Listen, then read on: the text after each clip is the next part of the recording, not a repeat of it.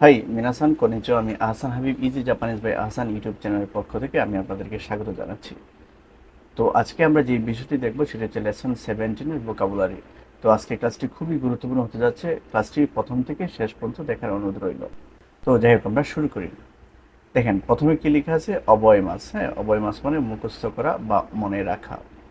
মানে কোনো একটা পড়া বা কোনো একটা কাজ বা কোনো একটা বিষয় মুখস্থ করা হলো কি অবয় মাস। ওয়াসুরে মাস মানে ভুলে যাওয়া, মানে কোনো একটা কাজ করতে ভুলে যাওয়া বা কোনো একটা কথা ভুলে যাওয়া, এটা হলো কি ওয়াসুরে মাস। নাকুশি মাস মানে হারানো। হ্যাঁ, মানে কোনো জিনিস হারিয়ে ফেললে আমরা কি বলবো, নাকুশি মাস। হারাই মাস মানে টাকা পরিশোধ করা, হারাই মাস। কাইশি মাস মানে ফেরত দেওয়া, বই ধার করা কোনো জিনিস, মানে আমরা কোনো একটা জিনিস নিয়েছি, হ্যাঁ, সেটা বই হোক বা যে কোনো জিনিস হোক, এটাকে আমরা রিটার্ন করব বা ব্যাক করব, এটাই আমরা জাপানিজে বলবো কাইশি মাস। আচ্ছা, তারপরে গেছে দেকাকে মাস মানে বেড়াতে যাওয়া বা বাহিরে যাওয়া, ঠিক আছে, দেকাকে মাস। নগি মাস মানে জামা কাপড় খোলা, মানে পোশাক গায়ে থেকে খোলা, এটা হলো নগি মাস। মত্তে ইকি মাস মানে সাথে নিয়ে যাওয়া, আর মত্তে কি মাস মানে সাথে নিয়ে আসা। আচ্ছা, মানে বস্তু জাতীয় কোনো জিনিস সাথে করে নিয়ে গেলে আপনি বলবেন মত্তে ইকি মাস। হ্যাঁ, আর এমনি সাধারণত আমরা ইকি মাস মানে যাওয়া বুঝি। হ্যাঁ, মত্তে ইকি মাস মানে সাথে করে নিয়ে যাওয়া, আর সাথে করে কোনো জিনিস নিয়ে আসলে মত্তে কি মাস, হ্যাঁ, নিয়ে আসা। সাধারণত বস্তুর ক্ষেত্রে এই দুটি শব্দ হয়। হ্যাঁ, শিনপাই শিমাস মানে দুশ্চিন্তা করা, মানে ওয়ারি মানে উদ্বিগ্ন হওয়া, ঠিক আছে, শিনপাই শিমাস। আচ্ছা, তারপরে জানগিও শিমাস মানে ওভারটাইম কাজ করা। জানগিও শিমাস ওভারটাইম কাজ করা, মানে জাপানে গেলে আমরা আমাদের মূল কাজের পাশাপাশি যে ওভারটাইম কাজ করব আমরা ওইগুলোকে বলবো জানগিও শিমাস। আচ্ছা, তারপরে কি আছে সূচো শিমাস মানে বিজনেস ট্যুর বা অফিসিয়াল ট্যুর, মানে ব্যবসায়িক কাজে ভ্রমণে যাওয়া বা অফিসিয়াল কাজে ভ্রমণে যাওয়া, সেক্ষেত্রে আমরা বলবো কি সূচো শিমাস। আচ্ছা, তারপরে কি আছে নমি মাস। নমি মাস মানে পান করা, এটা আমরা অলরেডি পড়েছিলাম। হ্যাঁ, আর এখানে খুসুরি, খুসুরি ও নমি মাস মানে ওষুধ পান করাকে আমরা কি নমি মাস বলতে পারবো। হ্যাঁ, যেমন খুসুরি তারপর ও পার্টিকেল, আর এখানে নমি মাস হবে খুসুরি ও নমি মাস মানে ওষুধ খাওয়া বা পান করা। আচ্ছা, হাইরি মাস মানে প্রবেশ করা। কোথায় প্রবেশ করা? গোসলখানায়। অফুরনি হাইরি মাস। এই হাইরি মাসের পূর্বে নি পার্টিকেল হবে, ঠিক আছে, এখানে হাইরি মাস হবে আর তার পূর্বে নি পার্টিকেল। তাহলে অফুরো, অফুরো মানে গোসলখানা, আর হাইরি মাস মানে প্রবেশ করা, তাহলে গোসলখানায় প্রবেশ করা। আচ্ছা, তারপর কিছু তাইসেতসুনা। তাইসেতসুনা মানে হলো গুরুত্বপূর্ণ, এটা হলো এই যে না এজেটিভ, এজন্য ব্র্যাকেটে না দেওয়া আছে। হ্যাঁ, তাইসেতসুনা মানে গুরুত্বপূর্ণ।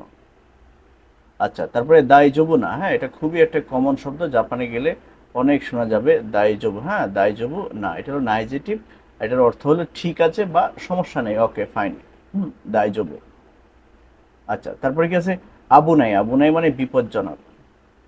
কিন এন মানে ধূমপান নিষিদ্ধ বা ধূমপান মুক্ত এলাকা, এটাকে কি বলে কিন এন। আচ্ছা, তারপর কি আছে ক্যাঙ্কো। হ্যাঁ, ক্যাঙ্কো। তারপরে কি আছে এখানে হোকেনশো মানে স্বাস্থ্য বীমা কার্ড। এই যে ক্যাঙ্কো মানে হলো স্বাস্থ্য, ঠিক আছে, আর এই যে হোকেনশো মানে হলো বীমা কার্ড। এটা আমরা জাপানে যারা যাব, হ্যাঁ, প্রত্যেকেরই এই হোকেনশো থাকবে, হোকেনশো, ঠিক আছে, মানে স্বাস্থ্য কার্ড। আচ্ছা, তারপরে কি আছে নেতসু। নেতসু মানে জ্বর।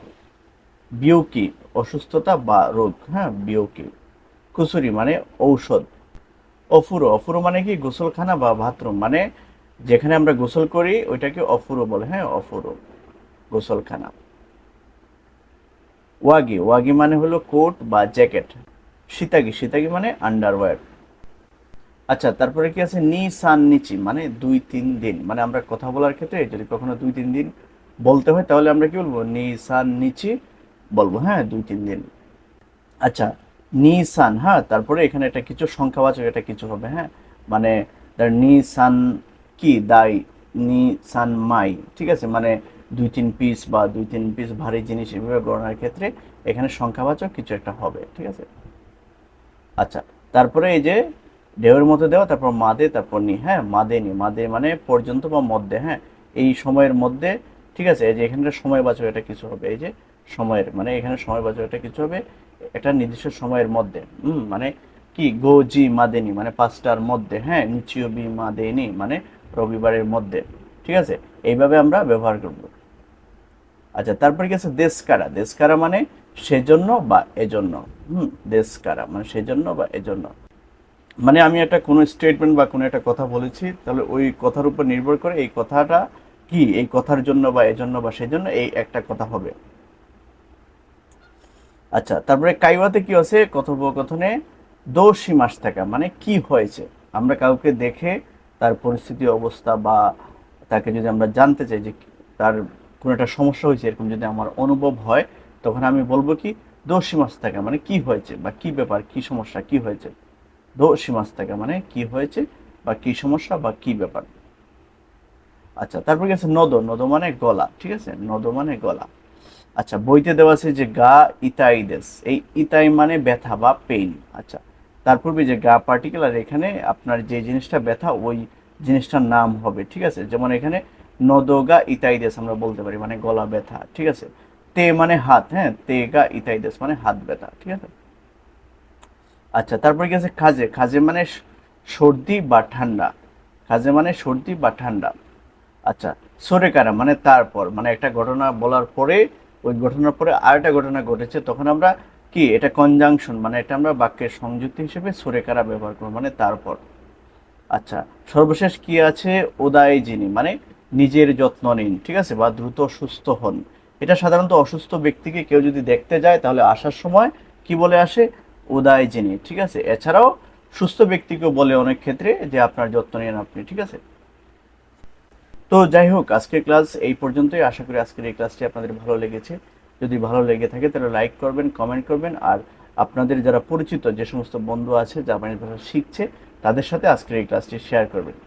তো যাই হোক, সকলেই ভালো থাকবেন। আল্লাহ হাফেজ।